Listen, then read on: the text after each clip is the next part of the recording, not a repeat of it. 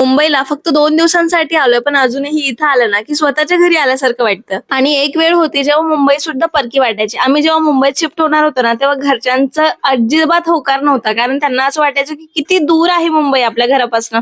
आणि आता लिटरली आम्ही बँगलोरला शिफ्ट झालोय, तर खरंच त्यांनी किती मोठं मन केलं असेल ना, हे मला इकडे येऊन खरंच खूप फील होतंय. पण मला एक शुअरिटी आहे की जसं मुंबई आपलीशी वाटायला लागली ना मला, तसं बँगलोर सुद्धा वाटेल काय ऍक्च्युली वाटतंय.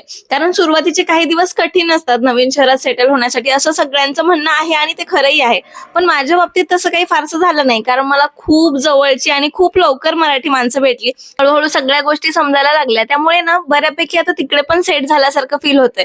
कधी कधी जागा नवीन असते, शहर नवीन असतं, पण आपली माणसं, आपला रुटीन आणि आपला कम्फर्ट जर सोबत असेल ना, तर कुठलीच जागा परकी वाटत नाही. आणि कदाचित मोठं होणं म्हणजे हेच असावं की सुरुवातीला जी शहरं आपल्याला घाबरवतात, तीच नंतर आपला कम्फर्ट प्लेस बनतात.